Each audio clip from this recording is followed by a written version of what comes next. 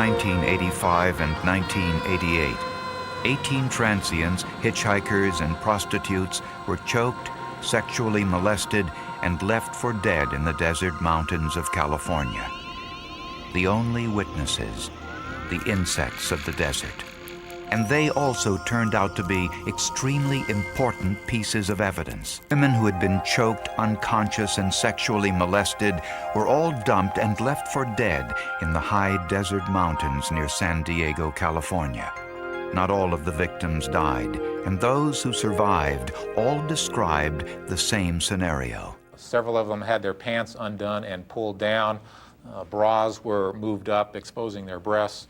One lady had a nipple ring removed. So we thought there had been some sort of sexual activity, but because they were unconscious, we had no proof of it. Betty Bass was one of the victims. Nice seeing you too, love. Bye-bye. She's had a history of mental problems and is currently homeless. But she can vividly recall the night 8 years ago when she accepted a ride from a stranger. After leaving this motel on El Cajon Boulevard, she looked for a ride going towards Ramona, California. A man in a silver car pulled up and offered to take her part way. I can take you as far as El Centro. Good enough. He had a clean car, so I thought, you know, that's a pretty good guy, pretty nice guy, you know. I just thought he was okay. As they drove over the mountains, the driver said he needed to pull off the highway to take a bathroom break.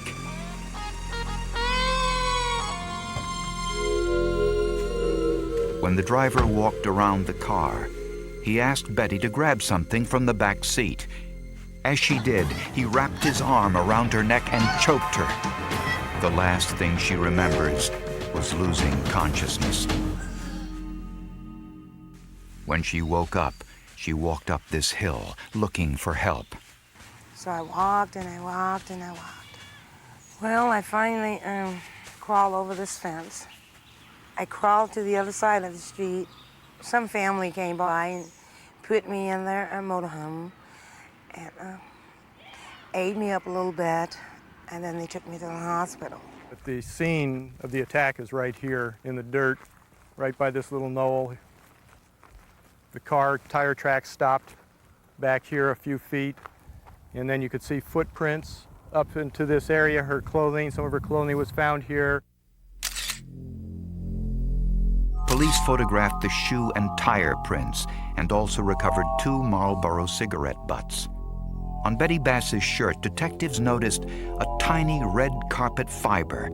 This attack sounded identical to another in the same vicinity just 1 month earlier. 2 young girls were hitchhiking together at a restaurant near the interstate highway. A silver compact automobile pulled up and a middle-aged man offered them a ride. Where are you girls gone? We're heading to Tucson. Take you as far as El Centro. Great. Hop in. It was a ride they'll never forget.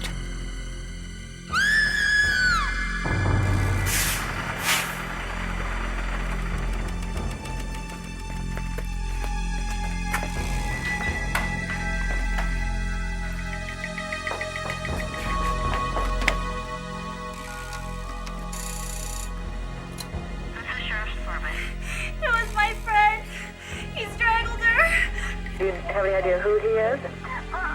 The guy who picked us up hitchhiking. This girl was fortunate. She survived her attack, and her friend, whom she feared was dead, was later found in the desert, frightened but alive. The victims all provided a similar description of their attacker.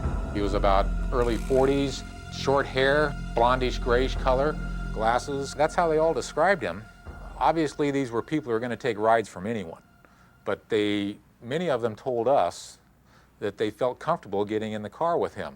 And there were other similarities with all of these attacks.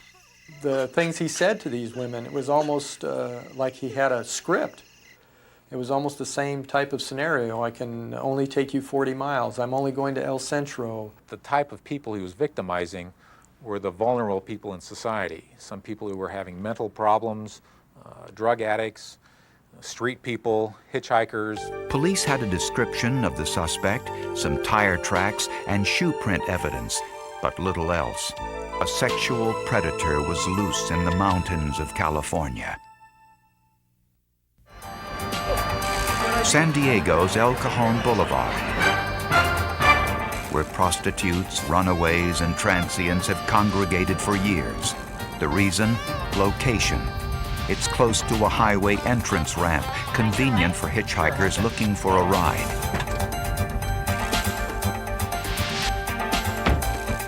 And it was here where many of the victims were picked up. We had a series of live victims, and we also had dead victims out there who we thought were part of the pattern.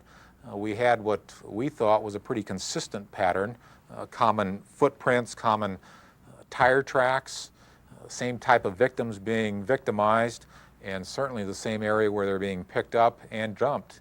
When detectives were called to Sheepshead Mountain on July 21, 1988, they feared another in the series of choke and dump cases. This time, the victim was dead and nude from the waist down. She was found laying on the road here. This was more dug out at the time. The graders come in here every so often, and she was more in the ditch type of thing. The victim had been dead for quite some time. Her skin was brown and blistered from the sun. Her legs and feet were covered with blood. It appeared the victim was alive before falling into the ditch because impressions of her arms flailing were found in the dirt. Detectives noticed a blood trail and her bare footprints leading almost a mile up the mountain. At the top of the mountain, detectives found a pair of shoes, some clothing, 2 sets of footprints, and signs of a struggle. The footprints led detectives to a parking area where they noticed a tire track. It looked as if a car had turned around before leaving the scene. The victim's bare footprints led from the clearing into the brush. Somehow, she gets herself out of this area and then comes back up and then finds her way down the main road. On the body, investigators discovered some tiny clues. Hundreds of live, worm-like creatures. They were carefully collected and preserved, then taken to the forensics lab for analysis. Was it possible these tiny insects could tell forensic scientists something about the victim's last moments alive, or even when she was killed? The autopsy revealed that the victim had probably been choked, but strangulation wasn't the cause of death. The cause of death was actually a laceration of the vagina. The mechanism would have been blood loss from that laceration. The victim was identified as Sandra Swick, a 43-year-old transient from Florida. Swick's body was found in the same general vicinity as many of the other choke and dump victims. All were found the same distance from the interstate highway, usually near a V in the road where the attacker could park without being seen by others. Detectives still didn't have a suspect, but 3 months after Swick's murder, detectives got an unexpected break. While patrolling in the mountains, Sheriff's Deputy Larry Daly noticed a car driving out of a deserted side road. And as I came around the bend here, I could see the car coming out. Daly turned onto the side road and saw a woman lying in the dirt, unconscious but still alive. I saw the victim laying on the ground, pants down past her knees, her shirt pulled up to her neck, as if someone had choked her. Daly immediately called for an ambulance and put out a description of the car he saw driving from the scene. After 3 years of frustration, could this be the break investigators were hoping for? After finding the body of an unconscious woman in the desert, Sheriff's Deputy Larry Daly rushed to his vehicle and called for help. I also called out the description of the vehicle that I saw coming down the road towards me. A short time later, this silver Honda was stopped by an officer who heard the call. What I wanted to see was I wanted to see a monster. I wanted to see this monstrous man, maybe someone with 3 arms, who came out and was abducting women and strangling them. The driver was 41-year-old Ronald Porter, an automotive mechanic with a history of sexual offenses. The woman found unconscious in the desert survived her attack and was able to identify Porter as her attacker. Porter confessed to the attack, but would not admit to any of the other attacks over the past 3 years. Investigators believed Porter was responsible, and they also suspected that Porter had murdered Sandra Swick 3 months earlier. To find out if all these crimes were the work of one individual, San Diego authorities sought help from the FBI and their unit, which specializes in studying serial murderers. That another offender would choose to abduct the same type of victim, bring it to the same type of location, do the same types of acts with them in the same locations, almost exact locations. It became pretty evident to us that the probabilities favored it being one person. Larry Ankrum identified the remote desert dump sites as the signature element of all of the crimes. The attacker invested lots of time and effort into finding these remote locations. Another signature element was the type of women he chose. He's making an assessment before he decides he's going to go ahead and ask her if she needs a ride. And when he's made that initial impression, then once he's decided, yeah, I can control this victim, then she gets in the car, and then it becomes somewhat of a game with him to get her where he wants to go. The FBI was convinced that all of these crimes were indeed the work of the same individual. The next step was for San Diego authorities to prove that Ronald Porter committed these crimes. The carpet fibers in Porter's car were microscopically similar to the red carpet fiber found on the blouse of Betty Bass. Tire tracks found at some of the crime scenes were similar to the print on the spare Michelin tire found in the trunk of Porter's car. And when searching Porter's apartment, police found shoes and boots with tread marks consistent with those found at some of the choke and dump crime scenes. A walkie-talkie discovered in Porter's storage shed belonged to a woman who was choked and dumped in the desert mountains a few years earlier, and the blouse worn by that same victim contained a semen stain. A DNA analysis of Ronald Porter's blood matched the semen stain from the blouse. But despite all of this evidence, prosecutors faced a major legal problem. By the time police arrested Ronald Porter, the statute of limitations on most of these assault cases had run out. If prosecutors were going to send Porter to jail for any length of time, it would have to be for the murder of Sandra Swick. But the Swick murder was their weakest case. Investigators found no semen, no blood, no hair or clothing fibers which could link Ronald Porter to the Swick crime scene. A tire track found at the Sandra Swick attack site was too faint for analysis. However, some of the tennis shoe prints found at the Swick crime scene were similar to a pair of tennis shoes found in Ronald Porter's apartment. But Porter's attorney says a similar tennis shoe print is inconclusive. But 5 million other people with similar shoes, with similar treads, could also have made the print. And the prosecution faced another problem. They weren't exactly sure when Sandra Swick was murdered. Time of death determination by a pathologist is a very inexact science, if it's a science at all. There are certain changes the body undergoes, and we can predict general time frames for those, but there's a lot of different variables that affect it. If prosecutors wanted to convict Ronald Porter of murder, they needed more. Could the tiny insects found on Swick's body tell forensic scientists when Sandra Swick died and tie Ronald Porter to her murder? When detectives found Sandra Swick's body on Sheepshead Mountain, it was badly decomposed. The hot desert air and sun had taken its toll, and hundreds of tiny worm-like creatures were feeding on her decomposing flesh. Investigators wondered if these tiny creatures might offer some clues about when Sandra Swick died. Detectives collected about 100 of these creatures and sent them to the laboratory of David Faulkner. He's a forensic entomologist, an expert on insect activity on dead bodies. They can tell you lots about where they've been, where the victim's been, how old the victim is, conditions of the body following death. And those are the things that are interesting. Faulkner's first task was to determine the age of these creatures, or maggots as they're called, so he preserved some in alcohol at the exact stage of development as when they were found. Eventually, the maggots would shrink and develop a hard shell, and a week later emerge as a winged adult. Once Faulkner had an adult, he could compare it to the hundreds of different flies which inhabit the California desert where Swick's body was found. After hours of study and analysis, Faulkner identified them. The flies were sarcophaga, also known as flesh flies.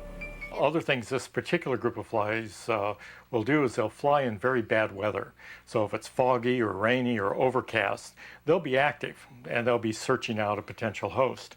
Whereas other flies will probably settle and wait until the sun comes out or till it gets warmer. Once Faulkner knew they were sarcophaga, he could study the exact time frame of their life cycle. The preserved specimens were in their third or final stage of larval development. Once you have them identified, you know what stage in development the most developed ones are, then you go backwards and say, okay, this was the temperature regime at that time. This is how long this particular insect takes to develop to this stage. Therefore, that body was available to these insects for this amount of time. Usually, that indicates how long the person's been dead. In normal weather conditions, it takes a week for the baby maggots to develop to their third stage, but the weather conditions in the desert are far from normal. During the week Sandra Swick's body was discovered, the daytime temperatures averaged 92 degrees. In 92-degree weather, it would take only 3.5 days for the freshly laid maggots to develop to their third and final stage. And Faulkner was able to tell investigators something else. The sarcophaga never deposit their maggots in the dark. They only do so in daylight. I'm going to Florida. This meant that Sandra Swick was still alive when the sun set on Sunday evening, July 17th. But she was dead by daybreak on Monday morning, July 18th. At the first sign of light, these flesh flies were attracted to the chemical scent of Swick's decomposing flesh and immediately laid their maggots. The maggots would not have been as developed if she had been alive longer. If she had been alive Monday afternoon, Monday evening, there's no way that these flies under those temperature conditions could have developed to that stage. Faulkner's conclusions provided police with a scientific time frame for Swick's murder. Now, detectives could investigate Ronald Porter's whereabouts during the time of Swick's death. Porter worked as a mechanic at this automotive chain store. When his timesheets were subpoenaed, they revealed he was not at work on Sunday, July 17th. In addition, Porter provided no alibi regarding his whereabouts on that day. And it matched up. We had a time period where Ron Porter was available to drive from north part of the county down to pick up Sandra Swick and transport her to East County. Based on the insect clues and the similarities between the Swick murder and the other cases, Ronald Porter was charged in the murder of Sandra Swick. Prosecutors believe Ronald Porter picked up Swick as she hitchhiked somewhere near an entrance ramp to Interstate 8. I'm going to Florida. Jump in. I can take you about 40 miles to El Centro. That'd be great. How you doing? Good. As the car traveled east into the mountains, Porter pulled off the main highway onto a dark, deserted road. He may have used some excuse, as he did in other cases, possibly the need to take a bathroom break. As he walked around the back of the car, he surprised Swick from behind. Grabbing her around the neck in a military-type chokehold, he pulled her from the car and choked her until she was unconscious.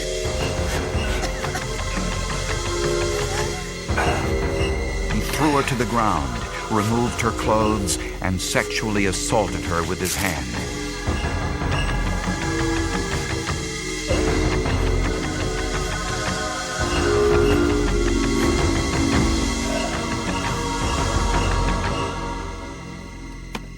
He then returned to his car and fled.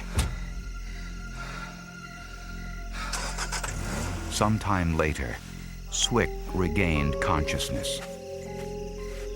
Dizzy, disoriented, and bleeding heavily from the attack, Swick walked barefoot down the dark, deserted road, walking almost a mile before collapsing. The blood trail was almost 1 mile long, and she bled to death from lacerations suffered during the assault. Her death had to be a tough one. Very difficult, long, dying process that she went through. And the insect clues were able to provide detectives with the time of death, something they were unable to determine by any other means.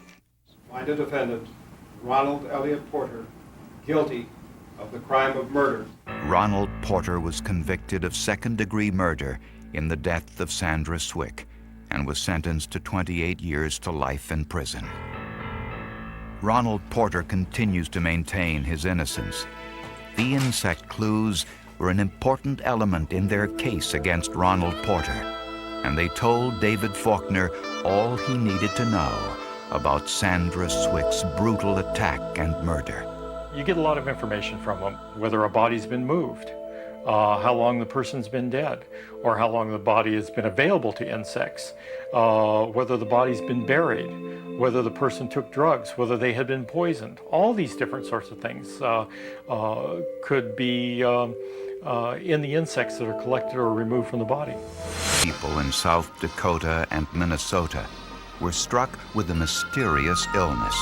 There had been only one outbreak like it, and the last time it happened, medical detectives couldn't figure out the cause.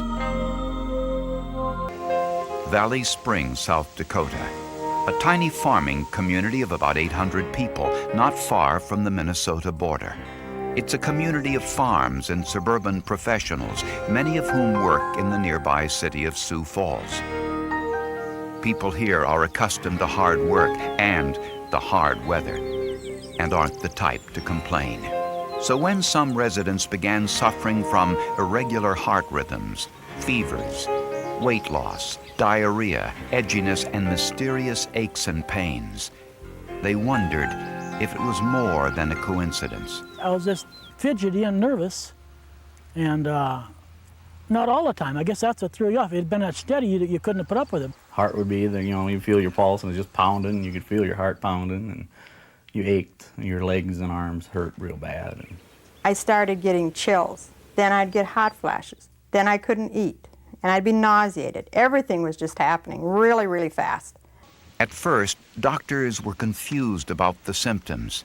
Jane Nettestad's doctor thought she was having a nervous breakdown and put her in the hospital. I'd never, had any of this problem before with a mental problem. So he put me on a mood elevator, and about 8 hours later, my heart was 160 beats per minute. And I just knew I was going to have a heart attack. It felt like it was just flying out of my chest. 10 miles down the road in Laverne, Minnesota, the stories were the same. Tony Dispinet suffered heart symptoms too, and immediately went to the emergency room, certain he was having a heart attack. Well, about 3 o'clock in the morning, approximately 3, I woke up with a tightness in my chest. It felt like somebody was sitting on it. Tests revealed it wasn't a heart attack, but he spent 3 days in the hospital as doctors tried to find out the cause. Some of the local physicians thought it was the flu or a virus, but after weeks of suffering, the residents started to compare notes. There were folks that were sick and had been sick for a long time, and a couple had gone close to death, and they couldn't figure out what was wrong with them. And they didn't know if it was contagious, if it was something in the water. And they were all feeling these same symptoms. And then they were hearing of other people that were feeling these same symptoms. When Richard Jacobson went to his doctor, he was told that his thyroid was malfunctioning and was sent to the area's leading thyroid specialist. When Jacobson called the specialist, he had just one question. Doc, can you tell me why there's 5 people in my small town with the same condition? Dr. Michael McMillan has been a thyroid specialist in South Dakota for the past 30 years. At first, he thought Jacobson was exaggerating, but just to make sure, he decided to do a little of his own investigating. He went to the local hospital and looked through the x-rays and medical records of some recent patients. He discovered something alarming. There had been an increase in the number of patients with thyroid-type complaints, but there was a problem. Because in every x-ray, the thyroids were perfectly normal. The thyroid is a small butterfly-shaped gland at the base of the neck, which produces hormones that control both metabolism and growth. An overactive thyroid floods the body with hormones, disrupting the entire nervous system, causing symptoms such as heart fluctuations, weight loss, diarrhea, nervousness, muscle aches and pains. Dr. McMillan searched the medical journals for clues, trying to find out what could be causing an outbreak of thyroid problems in the area. And I came across a title that said, "First ever epidemic of silent thyroiditis, York, Nebraska." Well, York, Nebraska is about 120 miles south of here. The outbreak in York, Nebraska happened just 1 year earlier. Residents complained of the same symptoms: heart problems, fevers, fatigue, loss of appetite, and weight loss. So many people were ill, it threatened the economy of the small farming community. Doctors from the Centers for Disease Control in Atlanta were called in to investigate. But just as they arrived, the outbreak or something, we would have a major medical catastrophe on our hands.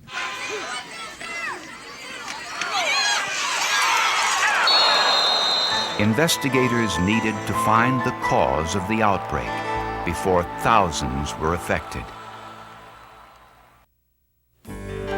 In June of 1985, there were 50 cases of the mysterious thyroid outbreak concentrated in 2 nearby towns, Laverne, Minnesota, and Valley Springs, South Dakota.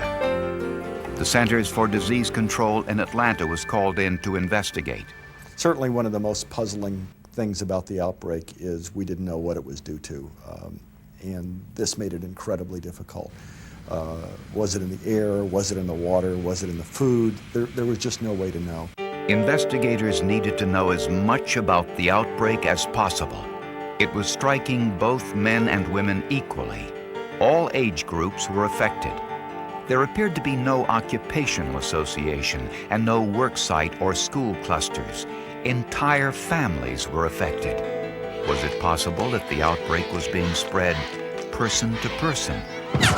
Everyone suspected of having the disease was given a blood test. By doing unstructured interviews, you'll get some ideas. One of the questions that I thought was kind of cute that the epidemiologist asked everybody was, what do you think causes this? And the most frequent response, there had been a lot of tornadoes in this area the year before. The most frequent response was, I guess those tornadoes stirred up some chemicals and that got into our water supply. But in order to determine what was causing the outbreak, investigators first had to figure out what the problem was. Blood tests revealed that all of the victims had an excess of thyroid hormone in their system. In some cases, the levels were 8 and 10 times above normal. Tests of the drinking water did not reveal anything which could have caused the outbreak. Dr. Louis Braverman is the country's leading expert in thyroid diseases. He was asked to examine some of the sick patients in South Dakota. We then went out to a small community called Beaver Creek, if I recall, and went into one household where there were 4 generations in the house who had all of the signs and symptoms of thyrotoxicosis, and none of them, from a 4-year-old child to an 85 or 90-year-old great-grandfather, had an enlarged thyroid. Since the thyroid glands of these victims weren't enlarged, they had no idea what was causing these symptoms. In the past, enlarged thyroid glands were so common in this part of the country it was known as the goiter belt. A goiter is the term for an enlarged thyroid. This part of the country is called the goiter belt because there was iodine deficiency here. There's no iodine in the soil, there's nobody eating seafood, and so people used to get large iodine-deficient goiters. The condition was so common that in 1922, the Mayo brothers opened the Mayo Clinic in nearby Rochester, Minnesota, offering safe, affordable surgery to alleviate the huge number of thyroid problems in the region. Over the years, as diets improved, the thyroid problems went away. But this outbreak was different. All of the patients had normal thyroids, and for some patients, the condition was serious. One of the cases was a patient I had seen in the intensive care unit here in the hospital.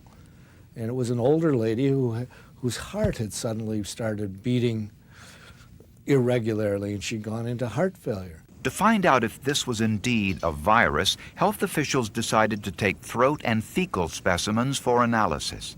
But all of the tests were negative. Then Dr. McMillan noticed something interesting: the geographic location of many of the victims. Here was a community of Valley Springs, and then 3 miles across the highway was a community of Garrettson, which was almost the same size. There were 9 people in Valley Springs with the disease and nobody in Garrettson with the disease. How could those two communities, what was the difference? In fact, the epicenter of the outbreak was Luverne, Minnesota, and there were no cases west of Valley Springs. But that changed when a resident of Sioux Falls called Dr. McMillan to say that she was suffering from the thyroid disease. Her name, Rhonda Pesky. Her parents owned a grocery store in Valley Springs where she occasionally purchased her groceries. Dr. McMillan drove out to visit her parents, Larry and Margaret Long, and to take a look around their store. The Longs did not have thyrotoxicosis, but their daughter did. Dr. McMillan wanted to know why. When Dr. McMillan learned that the daughter of a grocery store owner developed thyroid toxicosis, yet her parents did not, he decided to investigate. The grocery store owned by Larry and Margaret Long had a specialty item: extra lean ground beef. Dr. McMillan asked the Longs how often they ate the ground beef themselves. They laughed and said, never. It was such a popular item, they were always sold out. It was a great meat. It was running about 90% lean. But the Longs said their daughter might have taken some with her on her last visit. On a hunch, McMillan took a sample for analysis. By now, there were more than 100 cases of the mysterious thyroid outbreak, and for some, the symptoms were troubling. When I had that thyroid scan, a couple gals that work in the hospital, they thought I had cancer is what they told me. They told me this personally, that we thought you were dying of cancer because I looked so bad when I went in for this thyroid scan. Then, of course, the world's greatest endocrinologists were called in, and I remember the meeting with them, and we laid out all the data, told everything, and they sat there and shrugged their shoulders and said, we don't know what this is. The only thing they knew was that patients had 8 or 10 times the normal amount of thyroid hormone in their bloodstream, causing heart problems, fatigue, muscle aches, and pain. Investigators finally got a break when they heard of an entire family with thyrotoxicosis. It was a large, extended family, all of whom had confirmed cases of the thyroid condition, all except one. It must have been 8 or 10 people. We bled everybody in the family, did their blood tests, and everybody had elevated thyroid function tests except one person, and that was a teenager. But how was the teenager different from the other family members who got sick? The father told investigators he worked at the local meatpacking plant and regularly brought ground beef home for his family. It was the same plant which supplied the Longs grocery store with their specialty hamburger, the extra lean ground beef. Samples of the hamburger were collected for analysis and taken to a local pathologist. Using a cryostat, a portion of the hamburger was frozen in a matter of seconds. We convert the tissue really into a block of ice that makes the tissue firm enough that we can cut thin sections, stain them, look at them under the microscope, and make a diagnosis.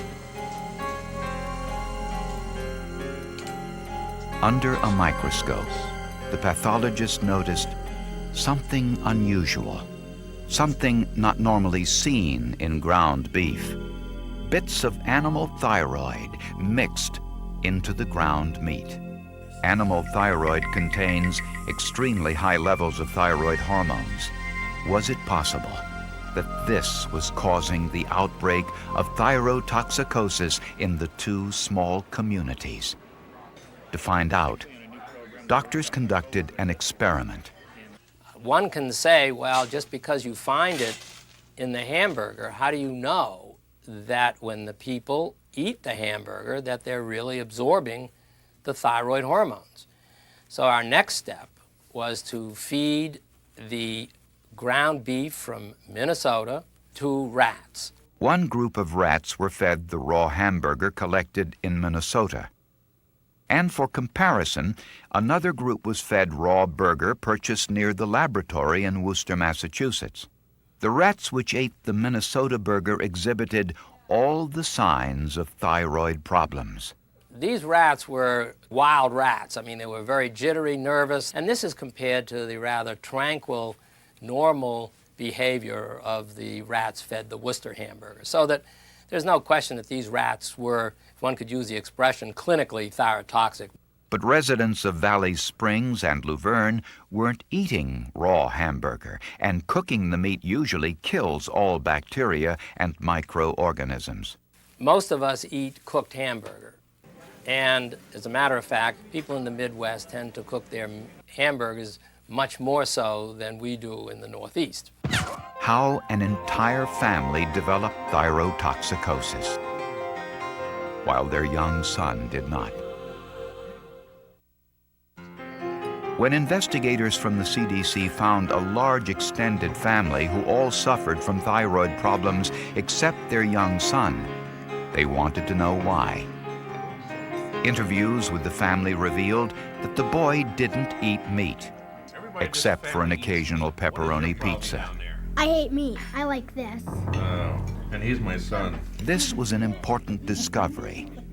The next step, to confirm that the tainted hamburger created elevated thyroid hormone levels in humans as it did with the rats, even after it was cooked. So that we did obtain 4 young physicians to participate in the study. And what we did was essentially bring them in the morning, fasting, drew their blood, and fed them an extremely well-cooked half-pound hamburger, which they enjoyed immensely since it was smothered in onions and on toast, so that it was a very tasty breakfast. The meat used in the experiment was the same that was sold in the local stores. It came from this local slaughtering house in Luverne, Minnesota. But how was the local meat being contaminated? Public health officials inspected the local meatpacking plant and learned something interesting. The plant had been a kosher killing plant up until a few years earlier. When animals are killed kosher, they're actually bled to death. And the thyroid gland, it has a real intense blood supply, and it's really red, except that if you bled the animal to death, then it would look white and it would look completely different. And when the thyroid gland changed color, it was easier for the butcher to see and remove. The animal thyroid was then sold to drug companies. All of the meatpacking companies would carefully dissect the thyroids out and sell them to the drug companies so they could make thyroid extract to treat other people. But 2 things happened. First, this meat plant discontinued its kosher killing production. And with the development of synthetic hormones, drug companies no longer purchased the animal thyroids from slaughterhouses. The result? Since the animal thyroid wasn't sold to the drug companies, it was included along with the rest of the neck trim from the animal's gullet, and inadvertently passed along for human consumption. And the gullet basically is this part of the cow's neck. And the muscles that are trimmed, that are low fat, are these muscles here. They're the sternocleidomastoid muscles on humans. The thyroid gland sits right under those muscles. And if someone is not paying attention as they're trimming, it's very easy to clip off a bit of thyroid gland as they take off the muscle. When the animal's thyroid gland was mixed in with other ground meat for hamburger, it caused the highly elevated levels of thyroid hormones in those who ate it. The meat plant was producing the equivalent of 3,600 hamburger patties each day.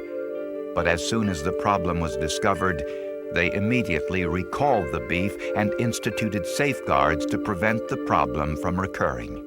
At that point in time, discovered the cause of this epidemic. And a simple solution to a complicated problem. After 7 months of investigation, the cause of the outbreak was finally discovered. And investigators believe that the tainted meat also was the cause of the outbreak in York, Nebraska, the year before. Shortly after this outbreak, the U.S. Department of Agriculture instituted strict guidelines for the trimming of meat from neck muscles and declared the thyroid gland was to be considered unfit for human consumption. But the residents of Valley Springs and Luverne don't care much about their place in medical history, and they aren't the type to hold a grudge. 121 residents developed thyrotoxicosis, and all recovered. Fortunately, there were no fatalities. It's become one of CDC's major teaching cases because it illustrates all sorts of things that are really not usually encountered, but are very important lessons for young epidemiologists. The outbreak was halted promptly, thanks to skill, intuition, and a little bit of luck. All are important ingredients in a successful medical investigation. The fingerprint should never have been there. Not on that surface. Not in that place. Not preserved long enough to survive 20 years of dust, floodlights, false leads, and forgotten promises. But it was there, waiting, pressed into the corner of a truth that no one had bothered to revisit, hiding in plain sight, while a town learned how to live with a question mark instead of an answer. The night it began, rain had just stopped falling. Washington air, heavy and cold, clung to the pavement like a held breath. Streetlights reflected off wet asphalt. Police radios cracked with routine chatter, until one voice cut through, sharp, urgent, wrong. A call about a vehicle left running. A door ajar. No response from inside. By the time officers arrived, the engine had cooled. The house was quiet. Too quiet. Not the peaceful quiet of sleep, but the rigid silence of interruption. The kind that tells you something ended suddenly and without permission. Inside, nothing screamed violence.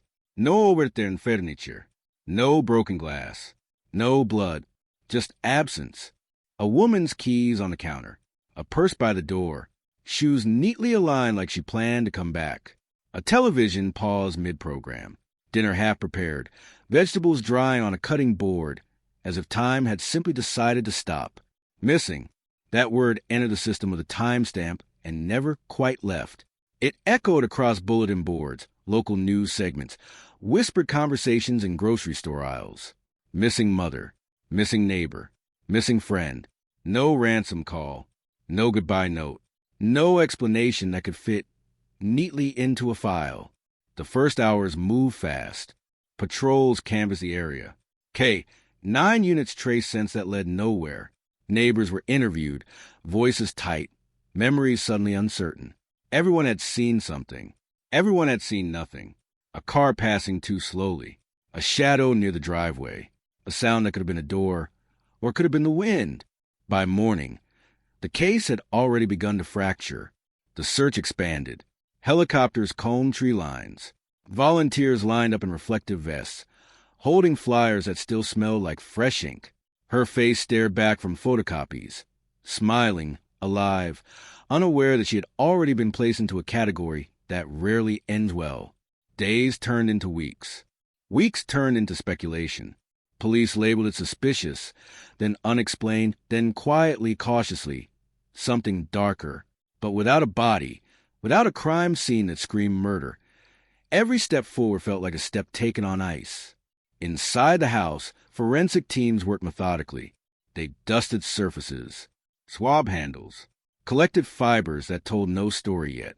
Everything was cataloged, photographed, bagged, including a faint partial fingerprint lifted from inside a utility room door, too smudged to identify, too incomplete to match, too insignificant to excite anyone already drowning in evidence that led nowhere. It was logged, filed, forgotten. The case slowed. Media attention faded. Leads dried up. Detectives were reassigned. The woman's name slipped from headlines into archives, resurfacing only on anniversaries, always accompanied by the same phrases. Cold case. Still missing. Family still searching. Years passed. Her child grew up without answers. Birthdays came and went with an empty chair. Holidays carried a silence that no amount of tradition could fill. Hope became something quieter, something internal, something people stopped talking about out loud, because saying it made the absence louder. The town adapted. New families moved in. Streets were repaved. The house changed owners. Life layered itself over the unresolved like sediment, burying the moment under routines and forgetting. But the file remained, thick with paper, thin with truth. Inside a storage room at the department, boxes gathered dust. Evidence bags yellowed. Labels curled at the edges. Technology evolved, but the case did not. It waited in a state of administrative limbo, neither active nor closed, a question no one had time to ask anymore, until someone did. 2 decades later, a routine audit triggered a review of unsolved cases from the late 90s. No press release, no task force announcement, just a detective with a checklist and a mandate to see what time might have missed. He pulled the box, read the reports, noticed the same thing everyone before him had noticed and dismissed. No forced entry, no signs of struggle, no body, and yet something felt incomplete, not missing, incomplete. He flipped through the evidence log. Stopped. Fingerprint. Partial. Utility room door. Why there? Why inside a room rarely used? Why on a surface that should have been wiped clean by time, humidity, or renovation? He requested the evidence.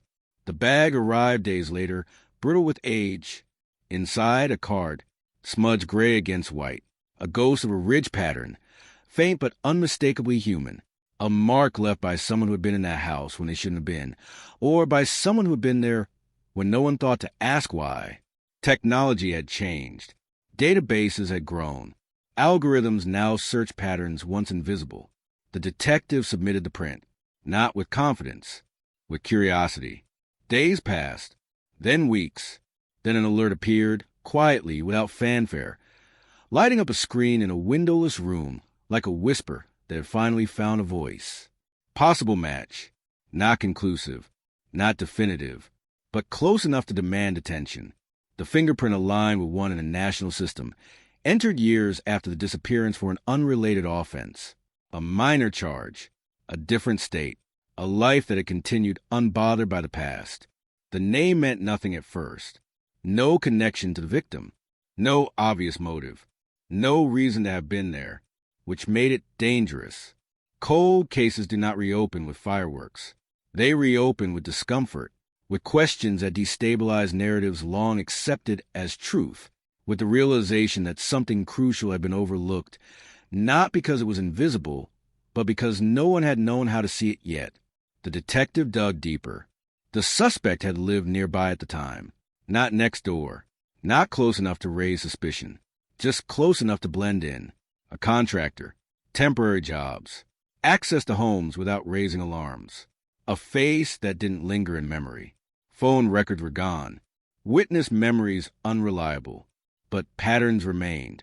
Work orders, old invoices, addresses that overlapped in ways that felt coincidental until they didn't.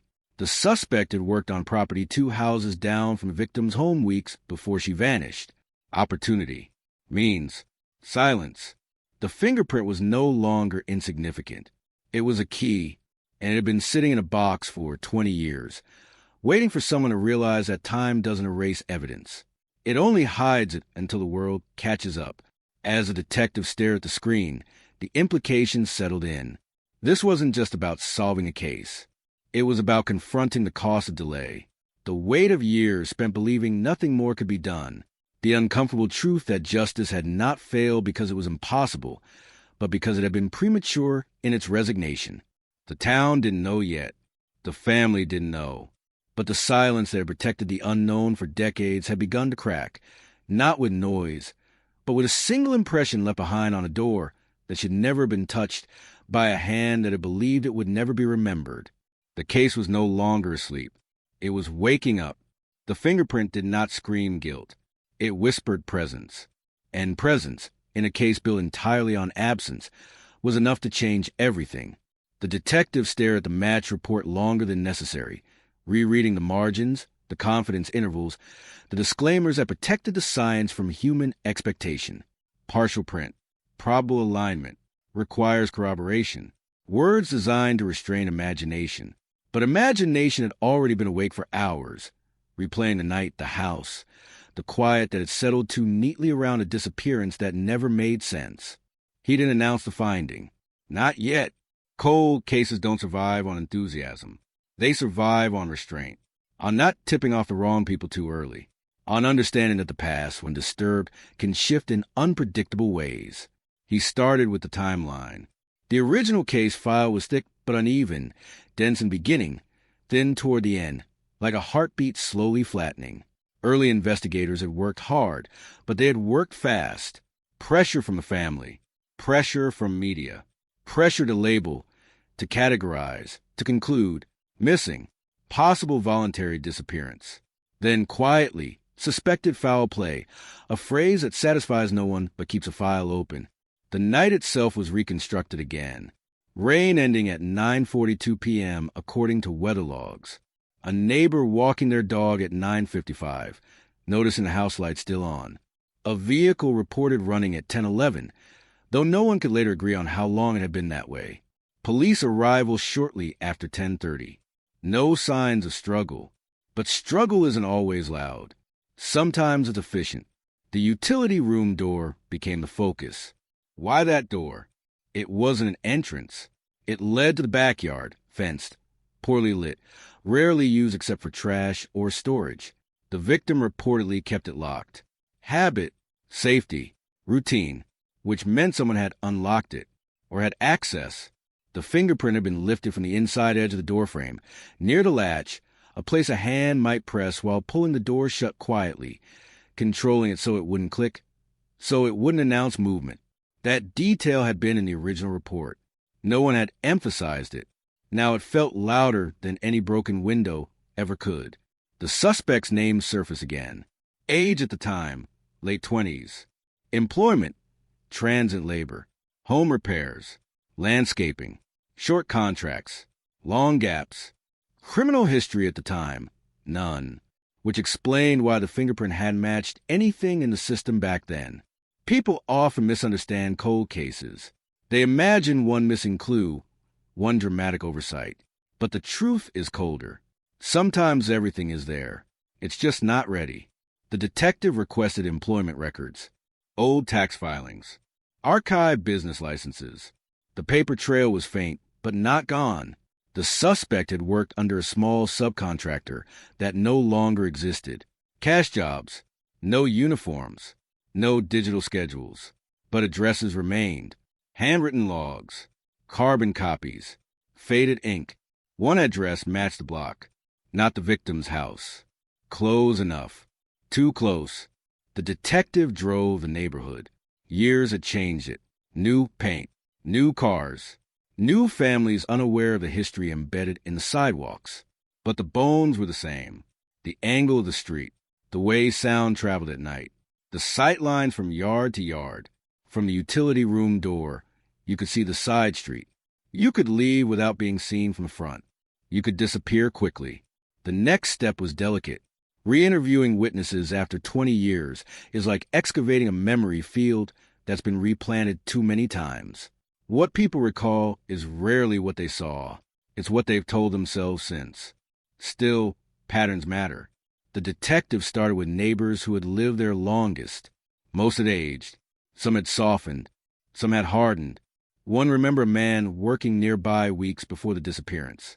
Another recalled a van parked strangely one afternoon. A third mentioned tools left unattended. a reason to knock on a door, a reason to be inside without suspicion. None of it was conclusive. All of it was familiar. The suspect had not been named in the original investigation, not as a person of interest, not even as a footnote, which made him dangerous in a different way. People who are never looked at don't learn to hide. They learn to forget. The detective located the suspect. Different state, different job, different life, married, children, a routine as unremarkable as it was complete. No outstanding warrants, no recent trouble. The kind of person who blends into backgrounds easily, whose neighbors would struggle to describe him beyond vague adjectives. Nice, quiet, keeps to himself. The interview was scheduled under pretense. Routine follow-up, clarification, nothing alarming. When the suspect walked into the room, nothing about him suggested urgency. He sat comfortably, answered politely, smiled at the appropriate moments. His memory of the year 2000 was vague, as expected. He'd worked many jobs, met many people, couldn't recall specific addresses. When asked about fingerprints, he didn't flinch. When asked if he'd ever been inside the victim's home, he paused. Just long enough. He said no, then added maybe if he'd been invited, but he didn't think so. The detective didn't challenge him. Not yet. He let the silence work. Silence is where truth often grows uncomfortable. The suspect filled it with small talk, complaints about traffic, about aging, about how hard it is to remember details from so long ago.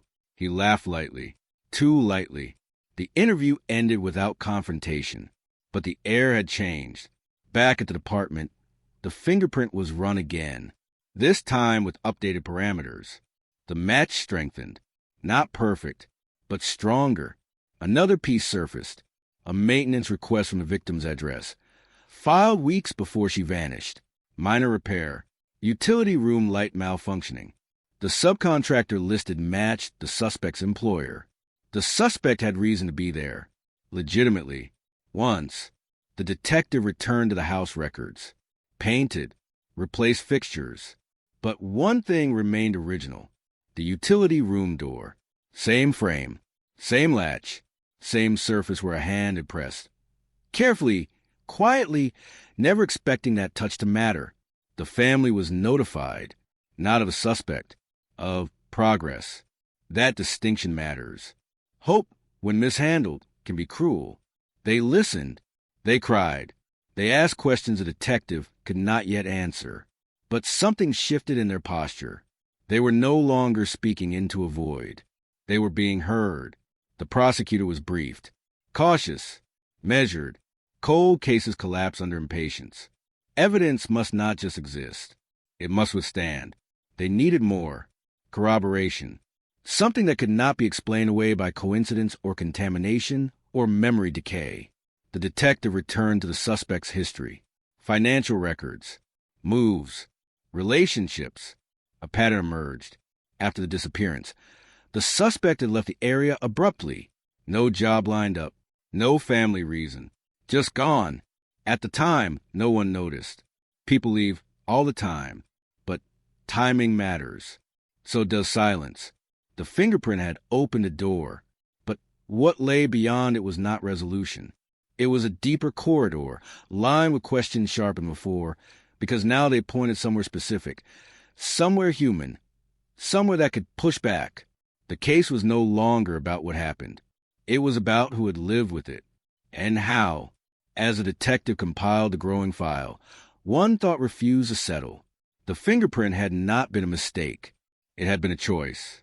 Someone had touched that door knowing it mattered, knowing it meant something, believing with absolute confidence that it would never come back.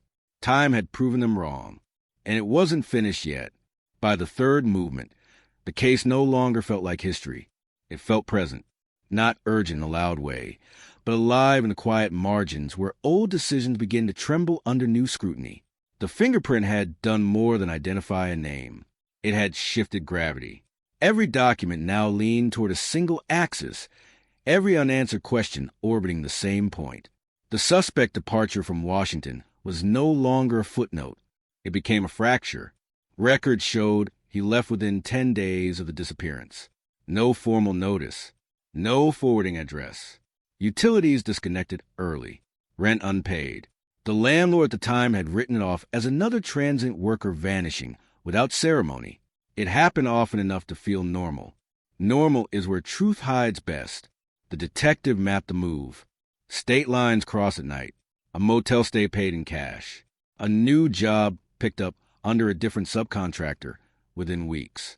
A life resumed as if nothing had interrupted it. No panic. No erratic behavior. Just motion. Motion can be alibi. Motion can also be escape. The original investigation had missed this entirely. They'd focused outward, assuming the answer lay far from the house, far from familiarity. Strangers, abduction, voluntary disappearance. They hadn't considered proximity dangerous enough to linger on. Now proximity was everything. The detective requested the suspect's vehicle records from the time. Most were gone. Paper dissolves. Databases forget. But one survived. A maintenance log from a regional auto shop, archived digitally during a system upgrade years later. The vehicle had been serviced days after the disappearance. Interior cleaning. Carpet shampoo. No reason listed beyond. Odor. Odor is subjective. But timing is not. The shop was located 30 miles from the victim's home, just off a highway that offered anonymity and speed. The technician who performed the work was tracked down, older now, surprised to be called about something so mundane. He remembered the job. Not vividly, but enough. The car had been unusually dirty for a simple service. Mud, dampness, a smell that lingered even after cleaning. He hadn't thought much of it at the time. People carry all kinds of messes in their lives. The detective listened carefully. Did the technician remember anything else? A stain? A tear? A look? The technician paused. He remembered the owner being impatient, hovering, asking how long it would take. That detail stayed. Impatience is pressure. Pressure leaves marks. The suspect was interviewed again. This time, the pretense was thinner. Still polite. Still calm. But the questions narrowed. Vehicle history. Employment timelines. Reasons for leaving town. The suspect explained it away with practiced ease. Opportunity elsewhere. Better pay. Nothing tie him down. He smiled as he spoke, as if mobility were a virtue, as if flexibility were a shield. When asked about the vehicle cleaning, he shrugged. Routine. He worked dirty jobs. Mud happens. Odors happen. The detective nodded. Did not accuse. Did not press. People confess when they feel cornered. Cold cases demand patience. Back at the apartment, a new avenue opened. Digital forensics. The victim had owned a home computer, primitive by modern standards, but still capable of telling a story. The hard drive had been imaged during the original investigation, but the tools at the time were limited. Deleted files were treated as gone. They were not. A specialist was brought in. New software. New patients. Fragments emerged. Emails. Calendar entries. A service appointment scheduled the week of the disappearance. Utility room light. The suspect employer name appeared again. But there was more. A draft email. Never sent. Unfinished. Saved automatically. The language was hesitant. Concerned. She mentioned feeling uncomfortable. Someone returning unexpectedly. Standing too close. She dismissed it even as she typed it. Apologized to herself for overreacting. The email ended mid-sentence. No timestamp after that. The house had not been a crime scene. It had been a place of trust violated quietly. The detective sat with that realization longer than he meant to. Violence doesn't always announce itself. Sometimes it waits until the victim has already decided not to make a scene. The prosecution was briefed again. Their tone shifted. This was no longer circumstantial drift. It was convergence. Still, they needed something physical. Something that could not be explained by interpretation. The utility room door was re-examined. Advanced scanning revealed more than just the original fingerprint.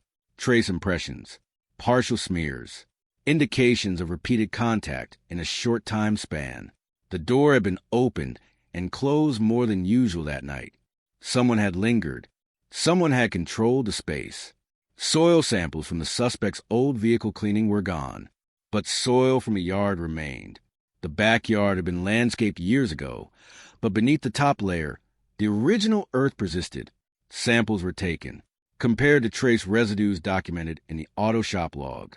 Not a match, but similar, consistent with the same region. The defense would argue coincidence. The prosecution would argue pattern.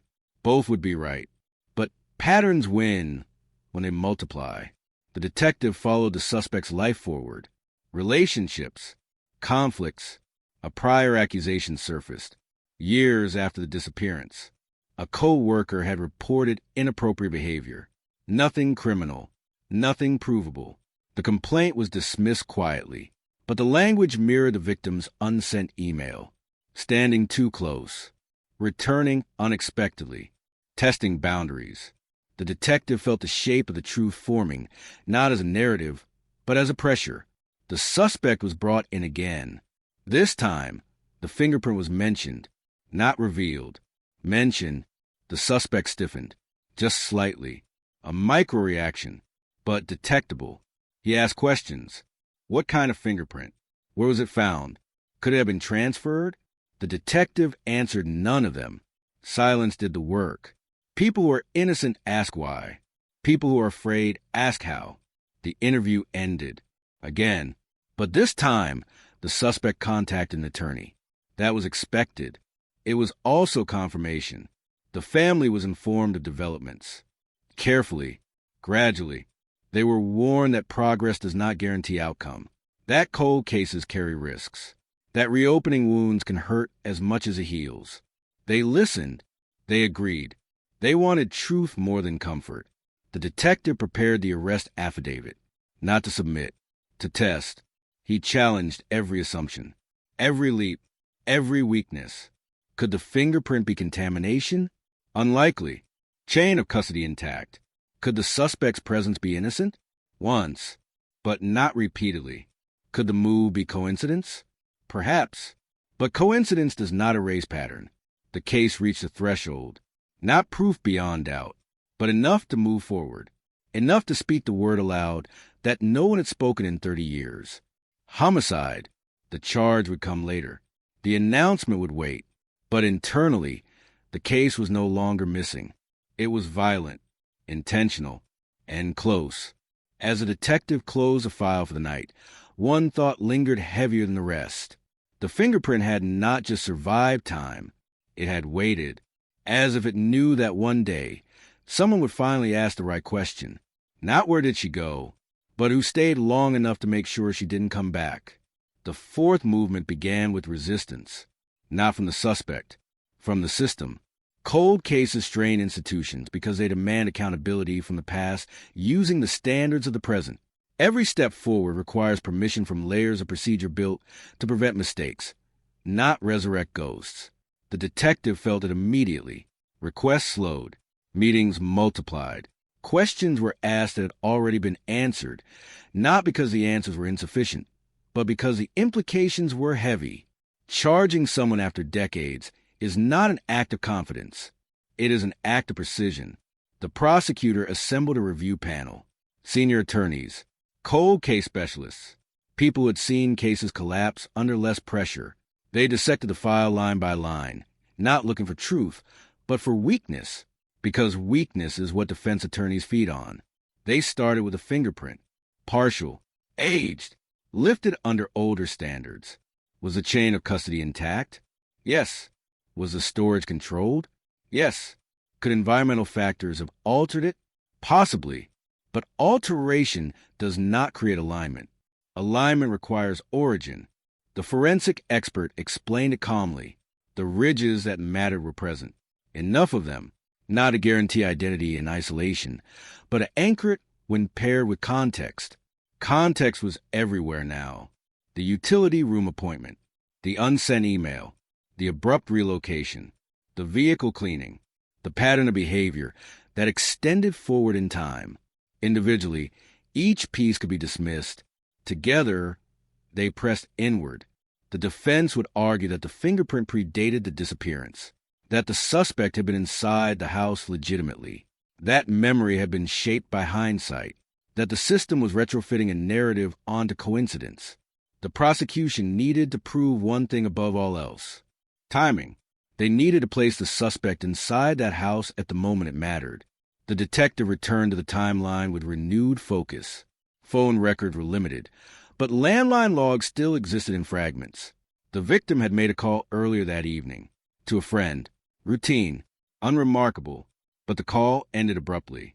No goodbye, no wrap-up, just silence. The friend had mentioned it at the time. It had been dismissed as nothing. Now it mattered. The call ended at 9:48 p.m. Weather logs showed rain tapering off minutes later. The neighbor's dog walk followed. The vehicle report came after. The window was narrow. The suspect's alibi for that evening was vague. He claimed to be home, alone, watching television. No receipts, no witnesses, nothing that could be confirmed or denied conclusively. Silence again. Silence favors the patient. The detective requested cell tower data, primitive by today's standards. Spotty, but something emerged. The suspect's phone had pinged a tower closer to the victim's neighborhood than his listed residence during the critical window. Not definitive, but inconsistent. The prosecutor leaned forward. This mattered. The defense would argue tower overlap, signal drift, limitations of early technology.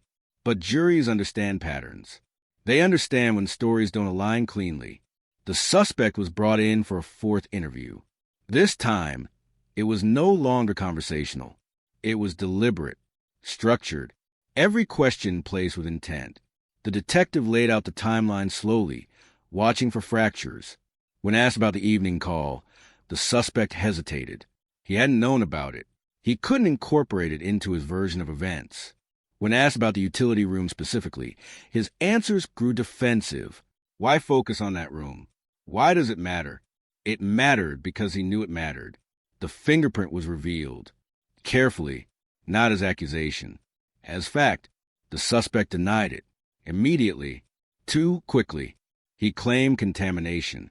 Mistake. Transfer. The detective didn't argue. He let the denial stand alone. Denials that come before explanation often expose fear. The interview ended. Again. But this time, the silence afterward was louder. Within days, the defense attorney contacted the prosecutor. They requested discovery. They requested delay. They requested caution. Caution is a strategy. The arrest warrant was prepared anyway. Not rushed. Not dramatic. Issued quietly. Executed without spectacle. The suspect was taken into custody on a gray morning, outside his workplace, in front of people who had never imagined him capable of anything extraordinary. He didn't resist. He looked confused, offended, as if the world had made a mistake. The charge was announced. Not missing, not presumed. Murder. The town reacted slowly at first. Then, all at once, news outlets scrambled. Old headlines resurfaced. The victim's photo returned to screens, now older, grainier, but no less human. The phrase "cold case solved" appeared cautiously, always with qualifiers. Alleged. Suspect identified. After decades, the family was notified before the media. They gathered. They listened. They cried in a way that was different from before. This wasn't grief resurfacing. This was grief changing shape. Anger entered the room. Relief followed. Neither stayed long. They asked if they would finally know where she was. The detective answered honestly. He didn't know. Charges don't guarantee answers. Sometimes they only confirm loss. The suspect was arraigned. He pleaded not guilty. Of course he did. The defense painted a picture of a man pulled into a tragedy by coincidence and technology. They questioned the reliability of old evidence. They framed the case as an emotional response to pressure, not a rational conclusion. The prosecution stayed quiet. Trials are not won in press conferences. They are won in rooms where silence forces attention. As the case moved forward, something unexpected happened. A tip came in. Anonymous. Delayed. Someone who had worked briefly with the suspect years earlier. Someone who had heard a comment once. Brushed it off. Forgotten it. Until the arrest made it impossible to ignore. A remark about a woman. about things getting out of control, about having to leave town fast. The tipster didn't want to be involved, didn't want attention, just wanted to be done with the memory. The detective documented it. Carefully, it wasn't evidence. It was echo, but echoes matter when they repeat. The defense would challenge it. They would call it unreliable. They would be right. But truth doesn't always arrive clean. Sometimes it arrives fractured, layered, incomplete. The trial date was set, years after the disappearance, decades after the fingerprint was lifted. Time had not erased the case. It had preserved it. And now, under the pressure of scrutiny it had avoided for so long, the truth was beginning to show signs of strain, not because it was fragile, but because it had been held too tightly for too long. And cracks were forming.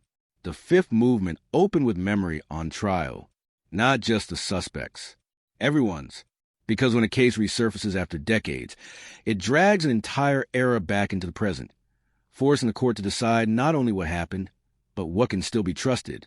The courtroom filled with that tension immediately, would polish too many times, air conditioned to neutrality, a space designed to strip emotion from narrative, even as narrative pressed against every wall.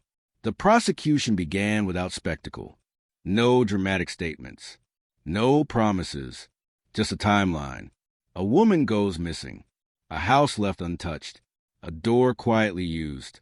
A fingerprint left behind. Then nothing. For 32 years. The defense leaned back, confident in time's erosion. They knew what juries fear. Old evidence. Faded recollections. Science that has evolved faster than certainty. They framed the case as resurrection, not revelation. A story rebuilt to satisfy discomfort, not truth. The first witnesses testified. Neighbors, friends, people whose lives had moved on but never entirely away. Their memories came haltingly, shaped by repetition, by years of retelling the same incomplete story to themselves. The defense pounced on inconsistencies, times that shifted, details that blurred. That was expected. Memory is not a recording. It is a reconstruction. The prosecution did not fight this. They leaned into it, because the case was not built on what people remembered. It was built on what remained. The forensic expert took the stand. Calm, precise, unimpressed by drama. She explained the fingerprint, what it was, what it was not. She did not claim certainty. She claimed probability anchored by context. The defense attacked the age of the evidence, the tools used to lift it, the storage conditions, the possibility of contamination. She acknowledged all of it, and then explained why none of it created a fingerprint where one had not existed. A partial print does not grow. It does not migrate. It does not invent alignment. It waits. The jury listened, not rapt, but attentive. This was not entertainment. It was instruction. Next came the digital specialist, the unsent email, recovered not by luck, but by patience. He described how data fragments persist, how deletion is often an illusion, how a thought never sent can still speak decades later. The email was read aloud. The words felt fragile. Tentative, a woman doubting her own instincts, apologizing for discomfort, minimizing unease. The courtroom shifted. Not dramatically. Subtly, the defense objected. Speculative. Emotional. The judge overruled. The email wasn't proof of violence. It was proof of fear. Fear has weight. The suspect's former co-worker testified next. Reluctantly, carefully, he recounted the comment. The tone, the timing. He admitted uncertainty. He admitted doubt. The defense seized on it. Why wait so long? Why speak now? The answer was simple. Because now the silence had become unbearable. The prosecution did not present the co-worker as a pillar. They presented him as a mirror, someone who had chosen convenience over conscience, someone who had lived with it. The jury recognized that. They had all lived with something they should have said once. The suspect took notes throughout, rarely looked at the witnesses, rarely looked at the jury. When he did, his gaze lingered too long, as if trying to measure them, as if counting. The defense built their narrative methodically. They presented character witnesses. employers, neighbors, people who described the suspect as reliable, quiet, helpful, a man who fixed things, a man who showed up on time, a man who didn't cause trouble. The implication was clear. This was not a monster. This was a mistake. They argued that the fingerprint belonged to a man doing his job, that the email reflected paranoia, not threat, that the move was economic, not evasive, that the vehicle cleaning was coincidence, that the cell tower data was noise. They did not deny the tragedy. They denied the conclusion. The prosecution waited. They had one moment left, not evidence, perspective. The detective took the stand last, not to summarize, not to persuade, to explain process. He spoke about cold cases, about how they do not fail because truth disappears. They fail because attention does. He described the box, the dust, the fingerprint card that had been lifted correctly, logged correctly, and then ignored because there was nothing it could connect to at the time. He described reopening the file, not with certainty, with humility.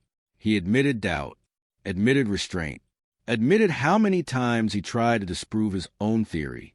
He spoke about proximity, about access, about opportunity disguised as routine. And then he said something that quieted the room. He said that if the fingerprint had belonged to anyone else, the case would not be here. If it had matched a known offender, it would have been pursued earlier. If it had matched a family member, it would have been contextualized. But it matched someone who had never been looked at, someone who had benefited from invisibility. The defense objected, argumentative. The judge allowed it because it was explanation, not accusation. The detective stepped down. The prosecution rested. The courtroom felt heavier now, not convinced, but unsettled. That is where doubt begins to turn. The suspect did not testify. His right, his choice. The defense rested. Closing arguments were scheduled, but the trial had already done its work, not by proving, by narrowing, by eliminating coincidence after coincidence until what remained was no longer comfortable to dismiss. That night, jurors went home carrying more than instructions. They carried a decision shaped not by certainty, but by convergence, because when enough independent lines point in the same direction, disbelief becomes a harder position to defend. The fifth movement ended without resolution, but resolution was no longer distant. It was waiting, just outside the door, the same door that had been touched once, quietly, deliberately, by a hand that believed it would never matter. It mattered now. The sixth movement began in the quiet that follows when all the words have already been spoken. No witnesses left to call, no evidence left to introduce. Just 12 people seated in a room designed to hold nothing but responsibility. The jury filed out without looking at the defendant, without looking at the family. Each step measured, as if sound itself might influence the weight of what they were about to decide. Deliberation is not debate. It is erosion. Arguments wear down certainty. Confidence thins. What remains is not belief, but tolerance for doubt. Inside the jury room, timelines were redrawn, notes compared. Voices rose briefly, then softened. Some jurors focused on the fingerprint, its age, its partial nature. Others fixated on behavior, the move, the cleaning, the silence that followed. They did not agree on motive. They did not agree on method. But they returned again and again to the same question. Why him? Not because he was the most suspicious, but because he was the only one who fit without forcing the pieces. The defense had offered explanations, plenty of them, each plausible, each incomplete. Coincidence stacked upon coincidence becomes something else. The prosecution had not promised certainty. They had promised consistency. Hours passed, then a day, then another. The judge reminded them not to rush. Justice delayed is not justice denied. Justice rushed is justice distorted. Outside, the world waited. The media speculated. Commentators filled airtime with analysis that missed the point entirely. This was not a story about a fingerprint. It was a story about time. Inside the jury room, one juror finally said what others had been circling. If this were a new case, we'd expect more. But this isn't new. This is what survived. That changed the tone. The question shifted. Not whether the case was perfect, but whether it was sufficient. They reviewed the email again, the unsent words, the instinct dismissed, the vulnerability. They reviewed the vehicle cleaning, the impatience, the odor. They reviewed the move, the timing, the absence of explanation. They reviewed the fingerprint, still there, still unexplained, still pointing inward. When the vote was taken, it was not unanimous, not at first, but consensus does not require enthusiasm. It requires acceptance. Eventually, the room settled. 12 names signed a form. One decision made. The bailiff knocked. The courtroom stood. The verdict was not read yet. That would come. But something had already shifted. The family felt it. They did not celebrate. They did not cry. They held hands. Across the room, the defendant sat rigid, eyes forward, jaw set. He did not look surprised. He looked braced, as if he had always known this was possible, as if the waiting had been its own sentence. The judge addressed the jury, asked the formal questions, confirmed the decision, and then the verdict was read. Guilty. The word did not echo. It landed, hard, final. The courtroom reacted in fragments. A breath released, a quiet sob, a chair scraping. The defendant closed his eyes, not in shock, in recognition. The judge thanked the jury, set sentencing, reminded everyone that this was not the end, but a step. But for the family, it was an ending of a different kind. Not closure, acknowledgement. Afterward, outside the courtroom, statements were brief, measured, no triumph, no condemnation. Just the confirmation that the question they had carried for decades now had an answer. Inside, the detective sat alone for a moment after the room emptied. He thought about the fingerprint. How small it was. How easily it could have been missed again. How much weight it had carried without knowing it. Cases like this do not restore what was lost. They restore something else. Faith, not in systems. In persistence.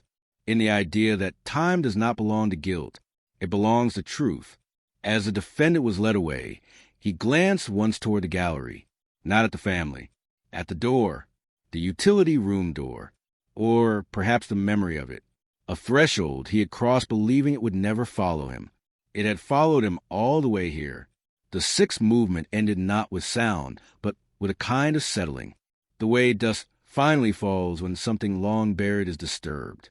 The trial was over, but the story was not finished yet, because verdicts answer one question. They leave others waiting. And waiting has always been where this case lived.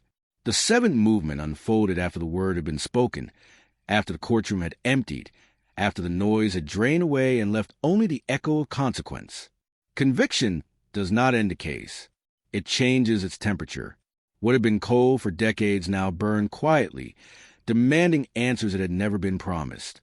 Because a guilty verdict explains responsibility, not reality. It identifies who carried the truth, not where the truth was taken. Sentencing was weeks away, but the work resumed immediately. The defendant was no longer protected by uncertainty. He was protected only by what he still refused to say. Investigators returned to him not as interrogators, but as listeners. They offered no deals, made no threats, just laid out the inevitable passage of time.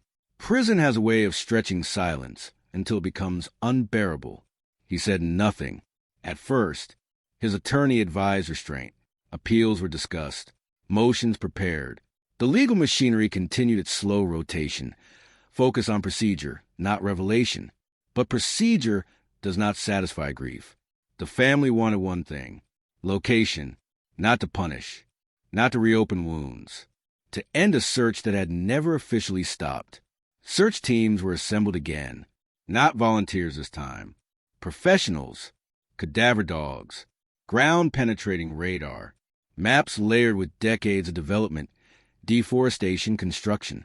Places that had once been empty were now neighborhoods. Parking lots. Schools. Time had not just buried evidence. It had built over it. The suspect's past movements were reconstructed again, this time without presumption of innocence. his early jobs, his temporary residences, his unexplained trips, his familiarity with remote areas, logging roads, abandoned clearings. Washington holds places that don't show up on maps, places quiet enough to swallow secrets.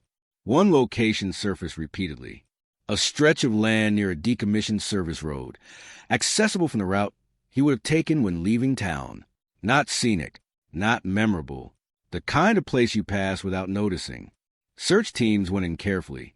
Methodically, they found nothing at first. Then something small, a fragment, too degraded to identify immediately. But not nothing. The family was informed cautiously. Again, hope handled gently is not hope denied. Forensic testing began. Slow, deliberate, every step double-checked. The fragment was human, old, female, consistent, not definitive, but no longer abstract. The defendant was confronted with this. He listened, expressionless.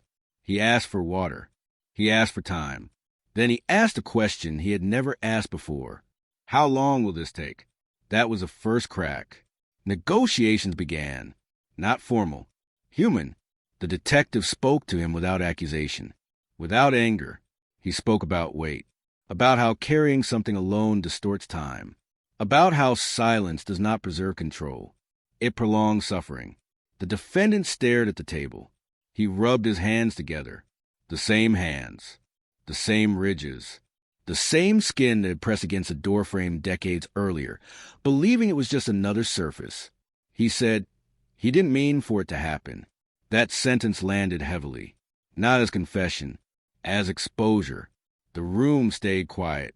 The detective didn't interrupt, didn't correct him. The defendant talked. Not clearly, not linearly, but enough. An argument, fear, a push meant to create distance. A fall that changed everything. Panic that took over where intention ended. He described the location vaguely. Trees, water nearby. A place he thought no one would ever return to. Search teams returned, adjusted coordinates, expanded grids. And this time they found more. Enough. The remains were recovered with care, with ceremony, not because it changed the verdict, but because it changed the ending. The family was notified in person. No phones, no intermediaries, just presence. They cried, not loudly, not dramatically, in a way that comes from release rather than shock. They could finally stop imagining. The sentencing hearing arrived. The courtroom was full again, but the energy was different. This was not about deciding truth. It was about naming consequence. The judge spoke about time, about harm extended across decades, about the cruelty of unanswered questions. The defendant was given an opportunity to speak. He stood. He apologized. The words were careful, measured, insufficient, but they were words. For the first time, the silence broke from the inside. The sentence was delivered, long, firm, final. As the defendant was led away, he did not look back, not at the family, not at the door. He stared ahead, as if looking forward was the only direction left. Outside, the town reacted again, not with shock, with quiet acknowledgement. The remains were returned, a memorial planned, a name engraved, the missing designation removed. The seventh movement did not resolve everything. It never could, but it shifted the weight. From endless wondering to finite grief, from haunting absence to grounded loss. And sometimes that shift is the difference between being trapped in the past and finally being allowed to carry it forward. The case had spoken again, this time with a voice no one could ignore. And the silence that followed was no longer empty. It was earned by the eighth movement. The story was no longer unfolding in courtrooms or interrogation rooms. It had seeped outward into kitchens and newsrooms, into late-night radio segments and comment threads glowing on phone screens at 2 a.m. This was a phase no one controls, when a case stops belonging to investigators and becomes a mirror held up to everyone watching. The headlines shifted tone. Not just cold case solved, but how did this go unnoticed? How many more? The fingerprint became a symbol, Not just a resolution, but a delay, a reminder that the truth had been physically present all along, pressed into reality, waiting for someone to look at it the right way. Law enforcement agencies across the state began quiet audits. Old evidence rooms reopened, dusty boxes relabeled. Technicians pulled gloves tighter, suddenly aware that the smallest overlooked detail could carry the weight of decades. The case was cited in briefings, in training sessions, in grant proposals for updated forensic technology. The forgotten fingerprint became a cautionary tale, passed along with lower voices and pointed emphasis. Never assume evidence is obsolete. Never assume time has erased relevance. The detective who had reopened the file was asked to speak publicly. Panels, conferences, interviews. He declined most of them, not out of humility, but discomfort. He understood too well that this story was not about success. It was about what had failed first. He did agree to one interview, a quiet one, no studio lights, no dramatic music, just a recorder on a table between 2 cups of untouched coffee. He spoke about the moment he first saw the print in the file, how it didn't stand out, how nothing about it announced importance, just a smudge, partial, logged, cataloged, ignored. Cases don't go cold, he said. People do. The quote circulated. The family heard it too. They were adjusting to a new reality, one that felt almost unfamiliar. For years, their lives had been structured around absence, around questions that shape holidays, birthdays, conversations that never quite settled. Now there was certainty. But certainty does not equal peace. They visited the recovered remains. A private moment. No cameras. No officials. Just proximity. The weight of knowing that what had once been a photograph, a voice on an answering machine, a memory, was now physically present again. Grief changes form when it gains edges. The family began sorting belongings. Boxes untouched for decades. Letters kept out of habit. Not hope. Clothing folded not because it would be worn again, but because it had once been worn at all. They found things investigators had never seen. Notes, old calendars, scribbles that might have mattered once. Might have mattered if anyone had known to look. They shared them anyway, just in case. The prosecution reviewed the confession again, compared it to evidence. Timelines, the recovered remains. Everything aligned, but alignment did not erase the years of denial. The defendant had lived freely while family lived suspended. That imbalance sat heavily in the courtroom during final proceedings. Victim impact statements were delivered. They were not theatrical. They were precise. A sister spoke about birthdays remembered only by age, not by presence. A parent spoke about driving past places where they thought, for a moment, they saw a familiar silhouette. A nephew, born years after the disappearance, spoke about inheriting a story instead of a person. The defendant listened. He did not interrupt, did not cry. His face remained still, as if motion itself might fracture something inside him. Outside the courthouse, the crowd was smaller than during the verdict. Fewer cameras, less urgency. The story had moved past shock and into digestion. That is when it becomes dangerous, because digestion allows forgetting. Advocacy groups reached out to the family, cold case organizations, victims' rights groups. They offered platforms, support, purpose, a chance to turn pain into momentum. The family declined most offers. They did not want to become symbols. They wanted to become private again. Still, the case continued to ripple. A neighboring county reopened a file dormant since the late 1990s. A technician ran a partial print through updated databases on a hunch. No expectations. A hit came back within hours. Another name. Another arrest. Another family notified. The eighth movement revealed something unsettling. This case was not an exception. It was an example of how systems age, of how attention drifts, of how the line between unsolved and forgotten can be dangerously thin. Lawmakers cited the case during budget hearings. Funding for forensic backlog reduction was debated with renewed urgency. The fingerprint was mentioned by name, not as evidence, but as warning. Technology had advanced faster than priorities. Evidence had waited patiently for permission to speak. The detective returned to his desk. New cases waited. Fresh files. But he found himself opening old ones instead. Not officially. Just looking. Just wondering. He began a personal ritual. 1 cold case per week. No promises. No pressure. Just a second look. Not at suspects. At evidence. What had been dismissed. What had been logged too quickly. What had been assumed to mean nothing. He found patterns. Not criminal ones. Human ones. Rush nights. Overworked technicians. Decisions made under fluorescent lights at 3 in the morning. He documented everything. Shared it quietly. A shift began. Not dramatic. Incremental. The 8th movement was not loud. It was cumulative. The kind of change that happens not because of outrage, but because of unease. Because people began asking themselves uncomfortable questions. What else did we miss? What else is waiting? The defendant was transferred to a long-term facility. Life narrowed. Days structured by count times and routines.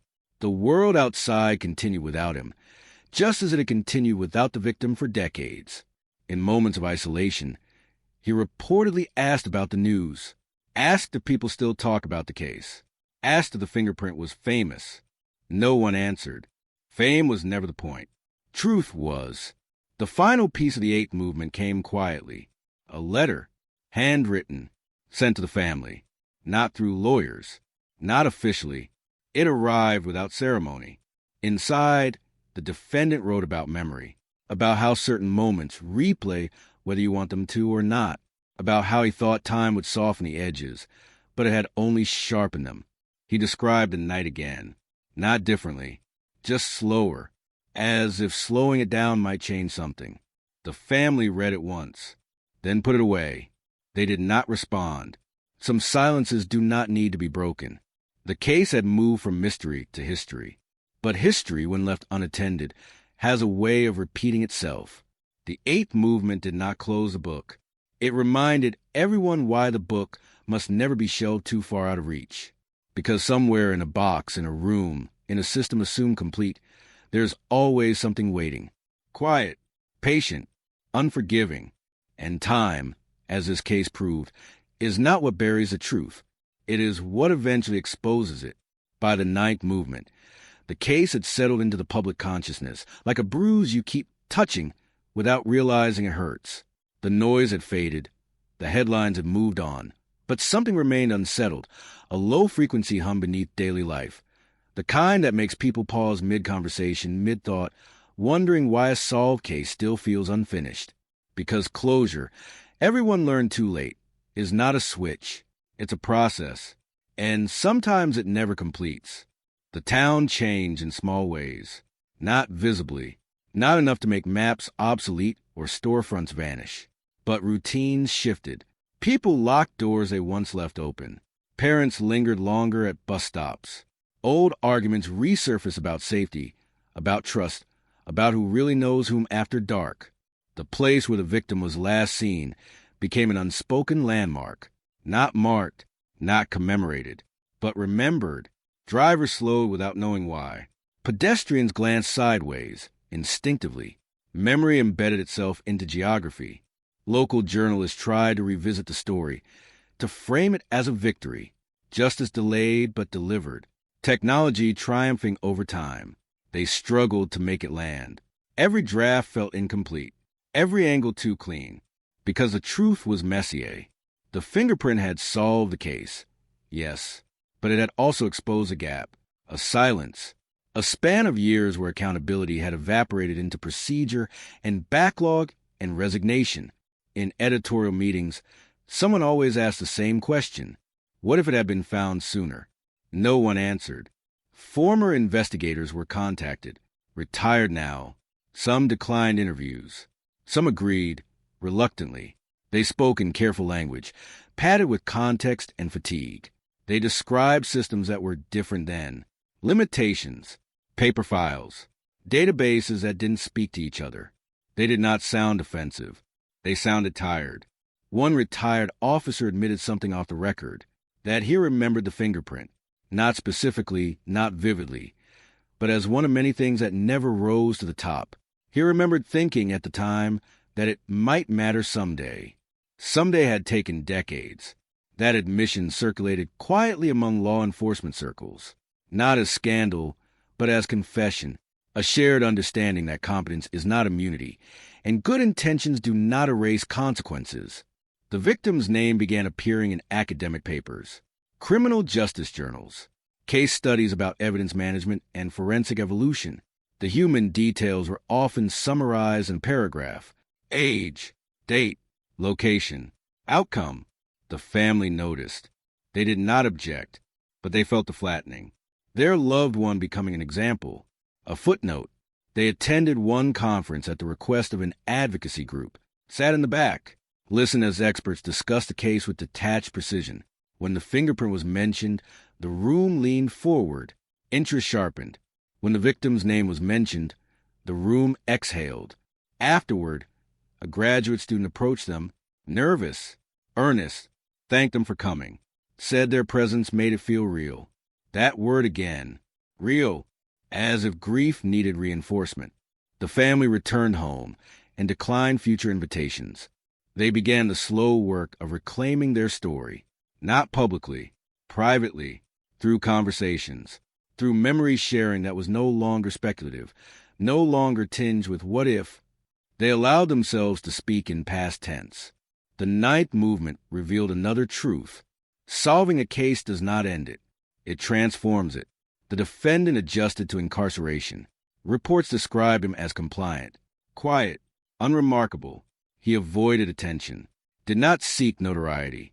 The fame that others assumed he would exploit seemed to hold no interest.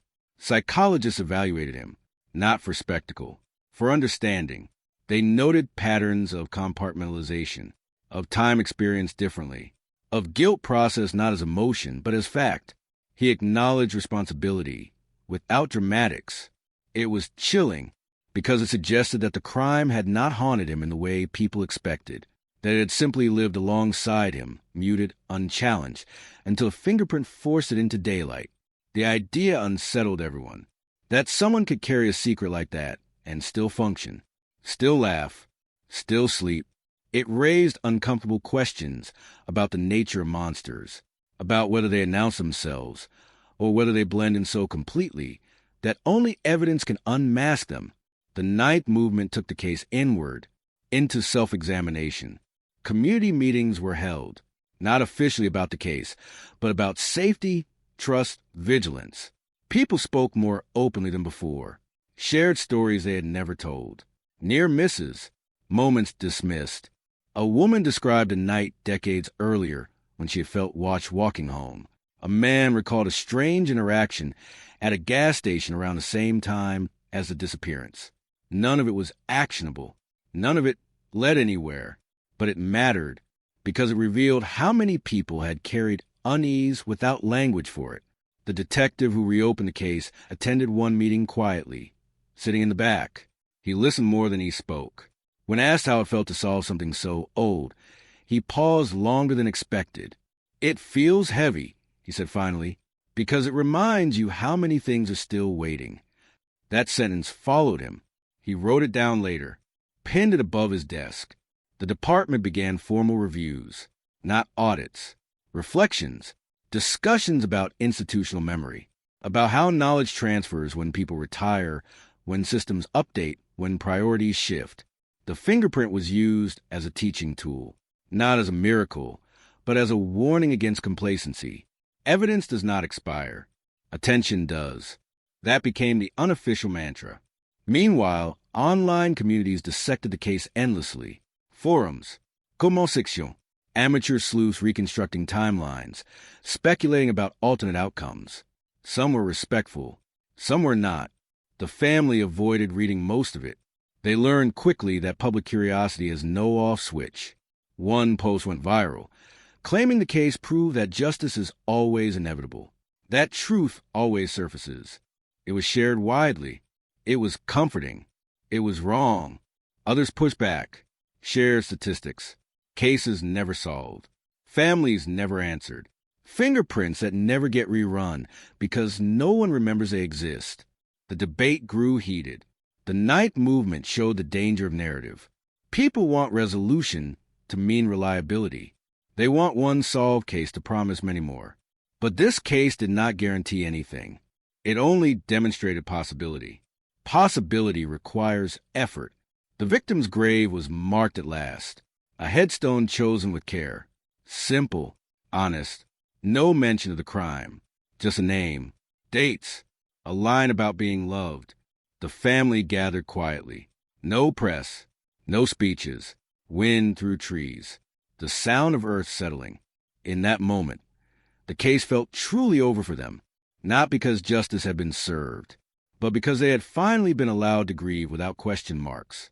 Elsewhere, the fingerprint continued its afterlife, referenced, cited, remembered, a small ridge pattern that altered careers, policies, perceptions. The ninth movement did not crescendo. It stabilized, like a heartbeat finding rhythm after trauma. But beneath that rhythm was an awareness that this case was not unique, that time does not heal negligence, that answers can wait decades, but consequences do not pause with them, and that somewhere right now, evidence is being logged, shelved, dismissed, overlooked, not out of malice, but because the system is human, which means fallible. The ninth movement left listeners with no shock, no twist, no reveal, just a lingering discomfort. The understanding that justice is not a finish line crossed once, but a path that must be walked repeatedly, deliberately, even when no one is watching, especially then, because the truth, as this case proved, is not loss of time. It is lost in attention, and the difference between the two can cost a lifetime. The 10th movement did not arrive with sirens or statements. It arrived quietly, in the aftermath, when the adrenaline was gone and only residue remained. This is a phase no one films. No press conferences. No verdicts. Just a long shadow cast by a truth that finally has nowhere left to hide. The case file was closed. Officially, a stamp date, a final signature. The system did what it was designed to do and moved on, because systems always move on, but people don't. They carry.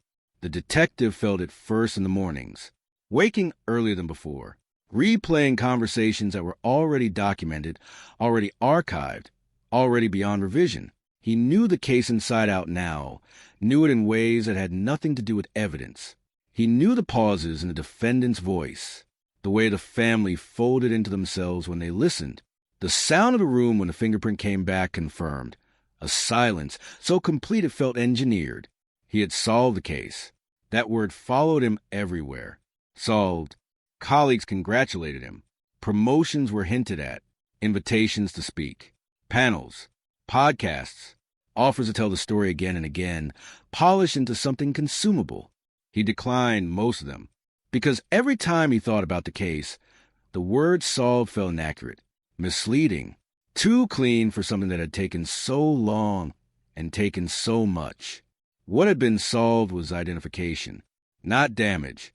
The department implemented changes, new protocols for evidence review, automated alerts when dormant evidence matched new entries, training sessions that emphasized persistence over probability. The fingerprint became a case study, anonymized in slides, reduced to arrows and timestamps.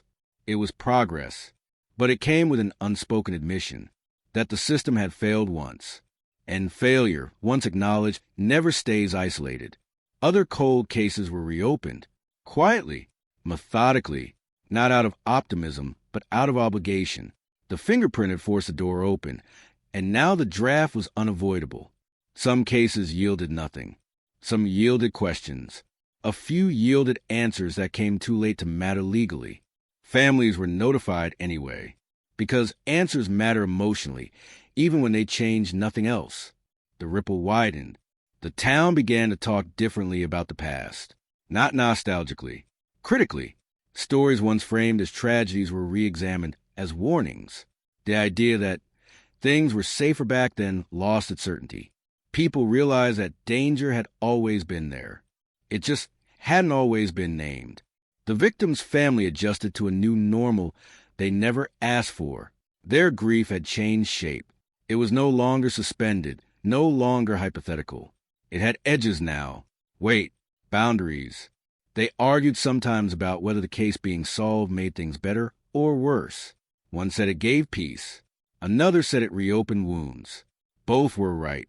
They visited the grave more often at first, then less, then only on anniversaries. Life resumed in small increments. Birthdays, jobs, weather, the absence remained. But it was no longer interrogated daily. The defendant wrote a letter, not to the family, to the court. It was read into the record during a procedural hearing. No new information, no details, just a statement acknowledging harm and responsibility. It was filed. It changed nothing, but it existed.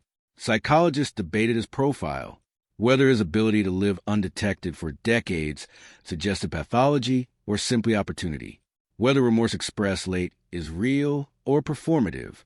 The discussions filled pages, but arrived at no consensus. The 10th movement lingered in ambiguity. That was its nature. Online, interest began to fade. Algorithms moved on. New cases replaced old ones. The fingerprint stopped trending. The comment sections thinned.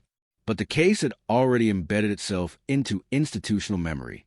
It had changed how evidence was viewed, how silence was interpreted, how time was factored into accountability. Young detectives learned about it early in training, not as legend, as caution. They were told, never assume something is insignificant just because it hasn't spoken yet, because evidence does not age. Context does. The detective eventually took a week off, drove without destination, stopped at places that had nothing to do with the case, ate alone, slept deeply for the first time in months. On the last day, he stood near the stretch of land where the remains had been found, not as part of any duty, just standing. The area looked ordinary now. Trees, dirt, wind. It did not look like a crime scene. That disturbed him, because it meant how easily horror blends into landscape, how time erases markers unless someone insists on remembering. He left without ceremony. The 10th movement is about integration, about how a solved case must be absorbed into a world that continues regardless, about how justice, once delivered, does not linger to comfort those left behind. It simply exists. Like a fact, the case no longer demanded attention. That was its final transformation, from emergency to history. But history, when examined closely, is never still. It breathes, and sometimes it watches. The 11th movement does not announce itself. It arrives the way endings often do in real life, without punctuation, without a cue to stand or applaud. It arrives as a quiet realization that nothing more is coming, and that this somehow has to be enough.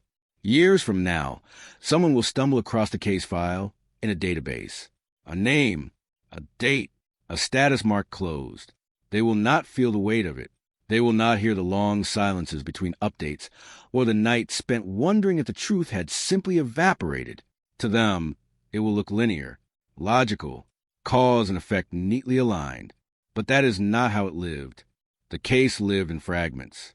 In glances exchanged at grocery stores when the victim's name was mentioned, in parents gripping hand a little tighter in the early 2000s, unable to explain why fear had no clear source, in detectives who moved on to other assignments but never quite let this one go, not because they were obsessed, but because unfinished things linger even when you stop looking at them. The fingerprint, now famous in its own quiet way, returns to storage, logged, preserved, its work complete. It does not care that it changed everything. It does not know it waited decades to be heard. It is just what it always was, truth impressed into skin, patient beyond human scale. The family reaches a point where they stop introducing themselves as the family of. They begin to be just themselves again. The case no longer defines every interaction. It surfaces sometimes, unexpectedly, like when a song from that year plays on the radio, or when someone asks an innocent question about where they grew up. But it no longer controls the room. They do not forgive.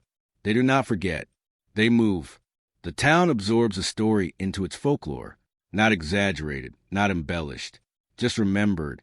A cautionary tale whispered without drama. Proof that monsters do not always look like monsters, and that time does not dilute harm. It compounds it. New families move in. Old ones move away. Streets are repaved. Trees grow taller. The place where the victim was last seen blends further into background, becoming just another corner geography that carries a secret no one can see. And that is the final cruelty, that the world does not mark these places for us. We have to remember them ourselves. The detective eventually transfers to a different unit, not because of burnout, but because staying would mean circling something already complete.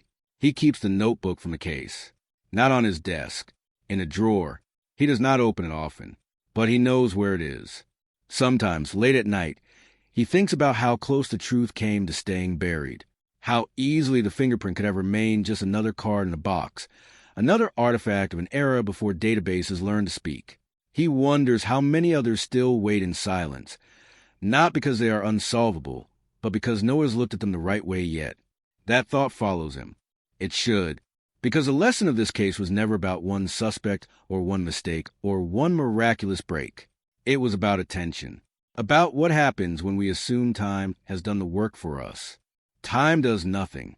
It only waits. The defendant settles into obscurity. No interviews. No appeals that matter.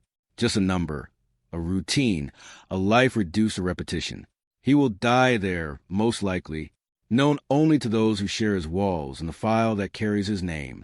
History will remember him only in relation to what he did. That, too, is a form of justice. The 11th movement leaves us with no revelation, no final twist, no last-minute doubt. It leaves us with clarity, which is rarer and harder to sit with. A woman disappeared, a community fractured, a fingerprint waited, and eventually the truth surfaced, not because fate demanded it, but because someone looked again. That is the part that matters. Because unsolved cases are not mysteries suspended in time. They are responsibilities deferred. And every year that passes without resolution is not neutral. It is a choice made by default. This case ended because someone refused to let default stand. The silence broke. The decades collapsed.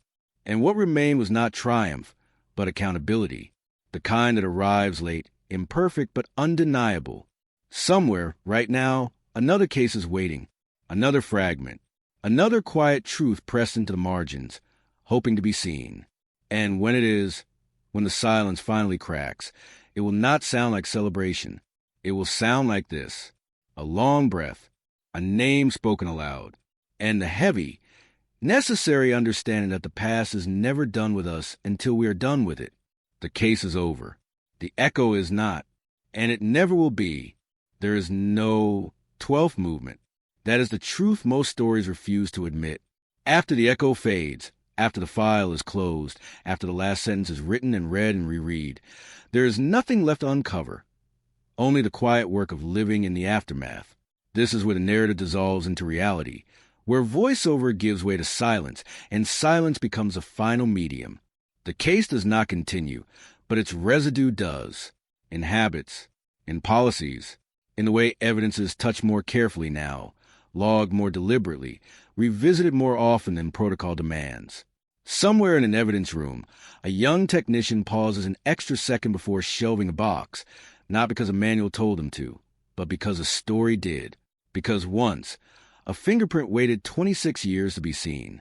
That pause matters. Some nights, the town feels no different than it ever did. Porch lights glow. Cars pass. Windows flicker with television light. And yet, threaded through that normalcy is an invisible line connecting then to now, reminding everyone, quietly, persistently, that the past is not gone. It is simply listening. If this were a film, the screen would fade to black here. No music swelling. No text explaining what happened next. Just darkness long enough to make the viewer uncomfortable, long enough to force them to sit with what they've heard. Because the point was never the ending. It was a listening. And somewhere beyond the frame, beyond this voice, beyond this story, another silence is waiting. Not for time, for attention.